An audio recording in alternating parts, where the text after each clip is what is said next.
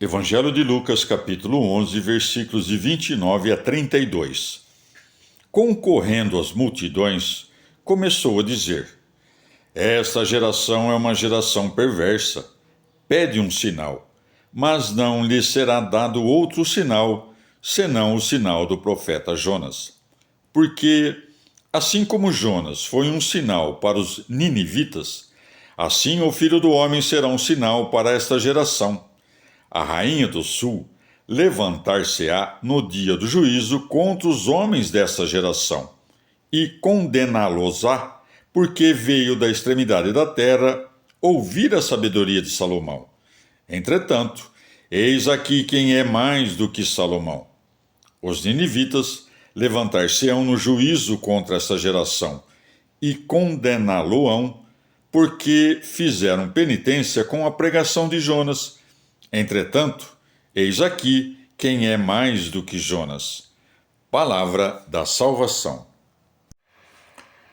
Comentário Mateus 28, de 16 a 20. Santo Agostinho. Porém, deve-se considerar como o Senhor pôde ser visto na Galileia de uma maneira corporal, pois é manifesto que não foi visto no mesmo dia em que ressuscitou. Com efeito, foi visto em Jerusalém no mesmo dia, no início da noite, como concordam Lucas e João, de modo perfeitamente adequado.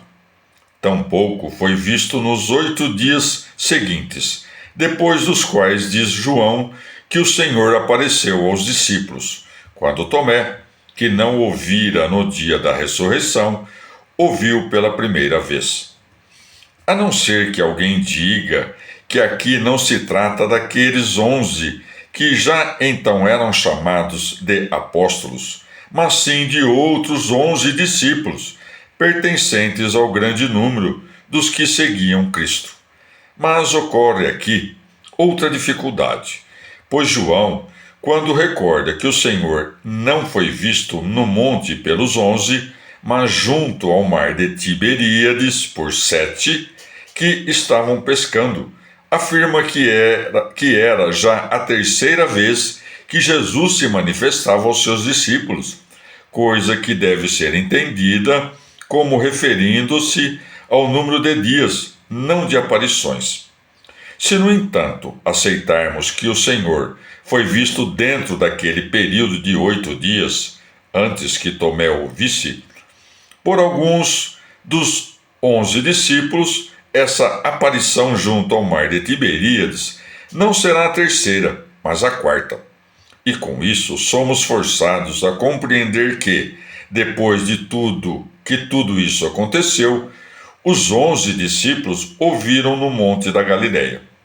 Sabemos, portanto, que os 4 evangelistas concordam em dizer que o Senhor foi visto pelos homens 10 vezes depois da ressurreição. Uma pelas mulheres, junto ao sepulcro, outra também por elas quando saíam do sepulcro em direção ao caminho, a terceira vez por Pedro, a quarta pelos 2 discípulos que iam para Emaús, a quinta por muitos em Jerusalém, onde não estava Tomé, a sexta quando foi visto por Tomé, a sétima junto ao mar de Tiberíades, a oitava no Monte da Galileia, de acordo com Mateus, a nona narrada por Marcos, quando estavam à mesa, porque já não comeriam com ele na terra. A 10ª, no mesmo dia, já sobre a terra, mas elevado na nuvem, quando subiu aos céus, como recordam Marcos e Lucas. Mas nem tudo foi escrito, como reconhece João. Era, pois, frequente a convivência do Senhor com eles nos 40 dias anteriores à sua ascensão aos céus.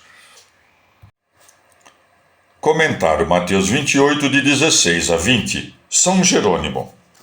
Portanto, Jesus foi visto no Monte da Galileia depois de sua ressurreição, e ali foi adorado. E conquanto alguns duvidem, sua dúvida aumenta nossa fé.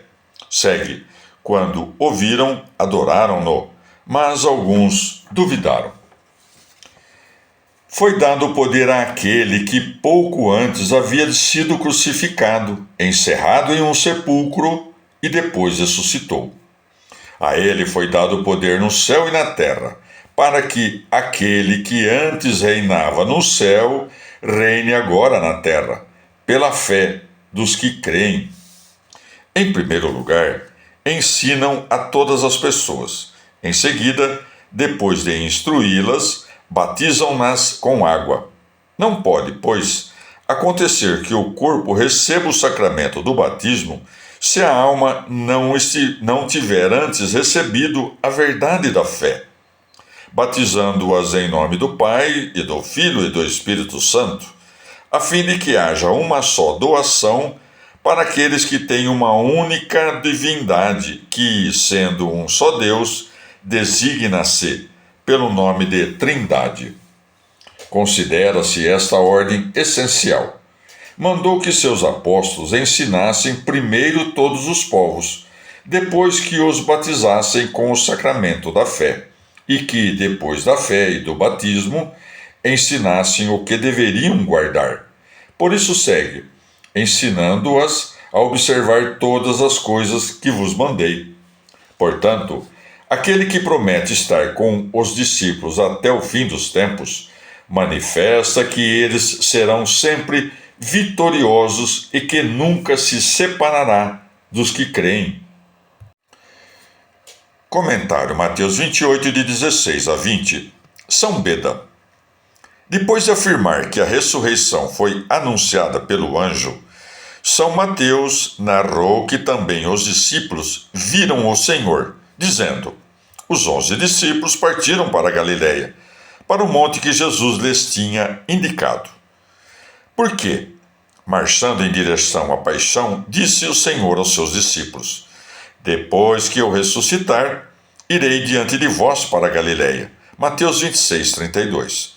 O anjo também disse às mulheres: dizei a seus discípulos que ele vai adiante de vós para a Galiléia. Marcos 16, 7.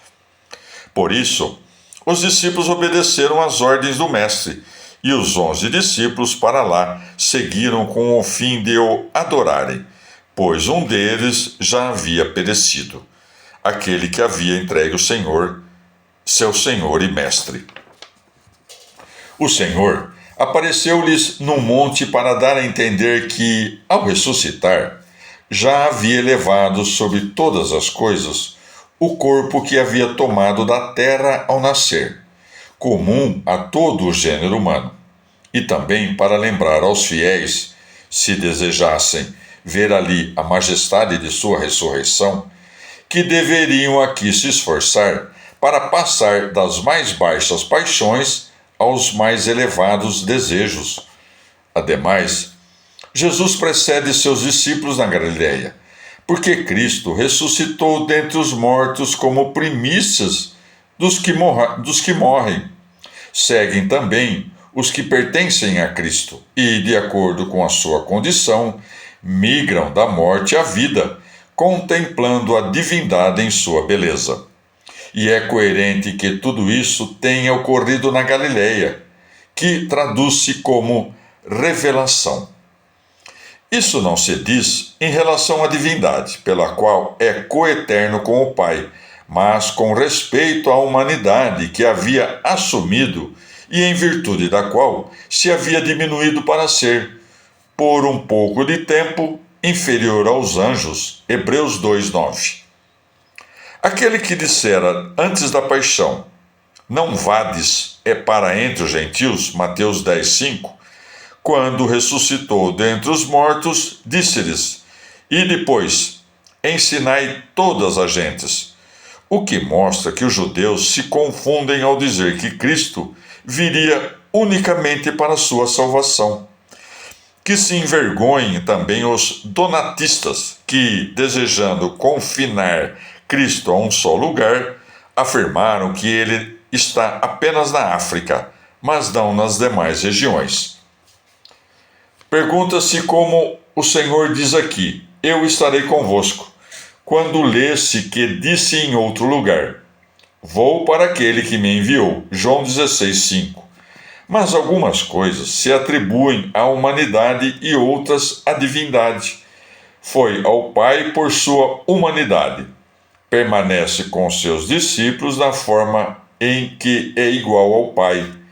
Já quando disse até ao fim do mundo, emprega o finito para significar o infinito.